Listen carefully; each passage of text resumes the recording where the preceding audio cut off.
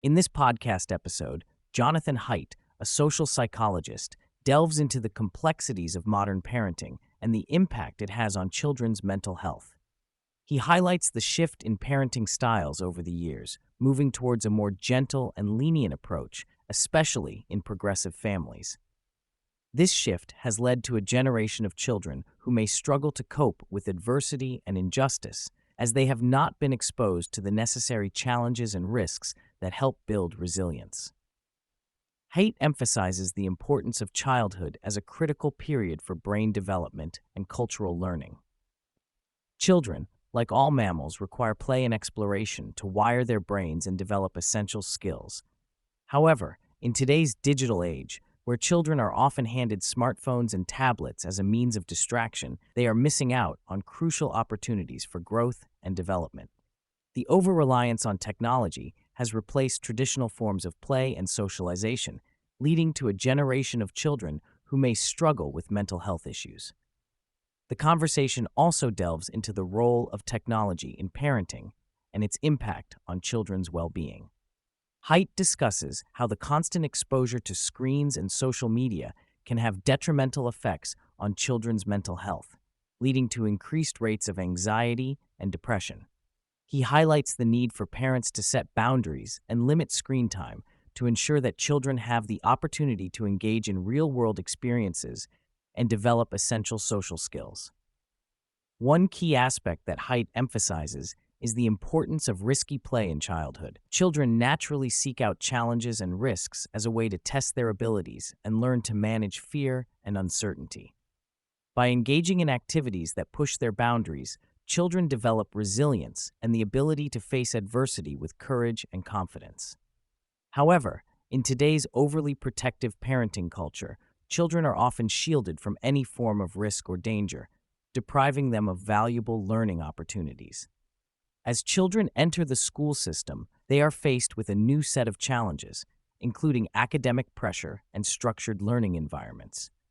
Haidt discusses how the emphasis on test scores and assessments can add to children's stress and anxiety, especially if they have not been adequately prepared to cope with failure and setbacks. He highlights the need for a balanced approach to education that allows children to develop both academic skills and emotional resilience. Haidt emphasizes the importance of play in early childhood education, particularly in first grade. He believes that children should have more time for play and less emphasis on heavy academics and homework during their early years. He points out a concerning trend in test scores, noting a decline that began around 2012. He attributes this decline not only to the disruptions caused by the COVID-19 pandemic, but also to the widespread use of smartphones among children.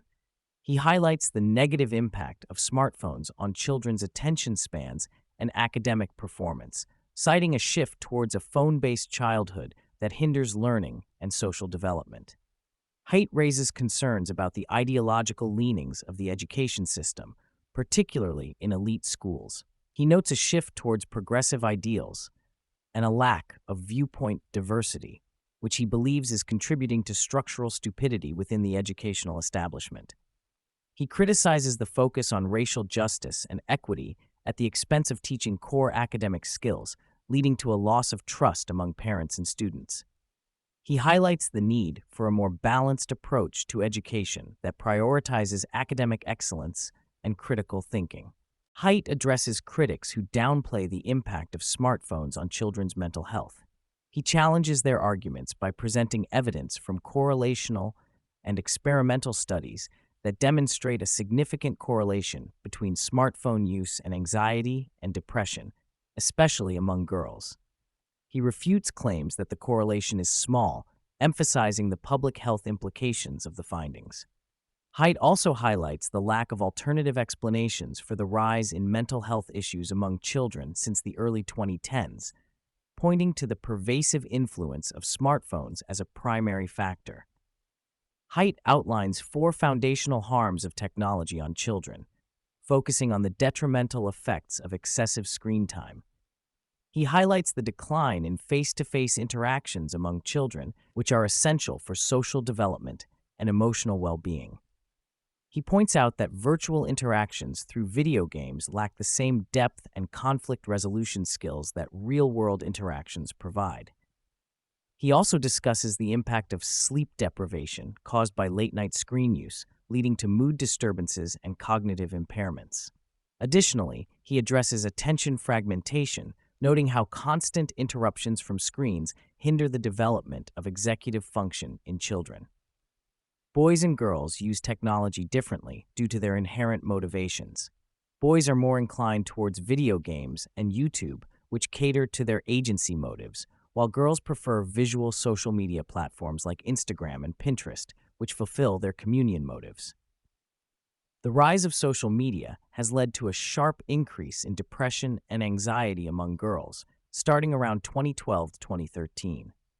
On the other hand, boys have been gradually withdrawing from the real world since the 70s and 80s, with a notable increase in depression and anxiety around 2009 to 2010. The discussion delves into the concept of young male syndrome that's characterized by high levels of loneliness and sexlessness among young men. Haidt suggests that men are being sedated out of their status-seeking and reproductive behaviors by social media, video games, and porn.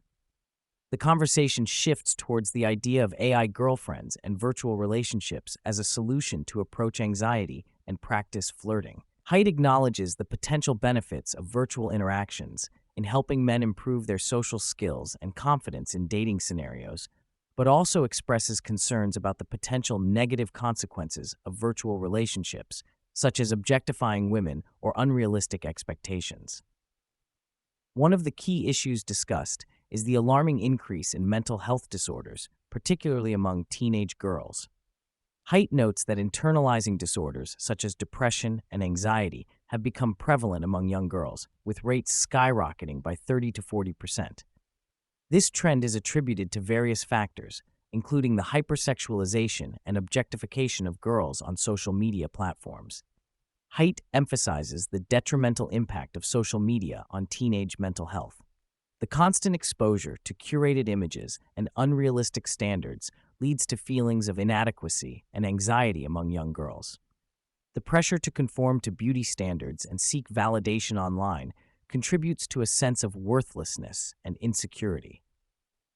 Haidt continues by highlighting his concern that very few individuals from Generation Z have made a significant impact on the world. While there are talented athletes and singers in this generation, Haidt questions whether they have truly made a lasting mark through groundbreaking discoveries or achievements. He points out that the pursuit of social media influence and status has overshadowed the drive to create meaningful contributions to society. Haidt proposes 4 key norms that can help alleviate the mental health crisis among teenagers. Firstly, he suggests delaying smartphone usage until high school to limit exposure to harmful online content. Secondly, he advocates for a ban on social media until the age of 16 to reduce the negative effects of comparison and validation seeking. Thirdly, he recommends implementing phone-free policies in schools to create a conducive learning environment free from distractions. Lastly, he emphasizes the importance of promoting independence, responsibility, and real-world interactions to foster healthy development among teenagers. Haidt underscores the importance of collective action in addressing the mental health crisis among teenagers. By coordinating efforts with other parents and schools, individuals can create a supportive environment that prioritizes the well-being of young people. Initiatives such as smartphone-free childhood organizations and local community collaborations can help establish norms that promote a healthier approach to technology use and social interactions.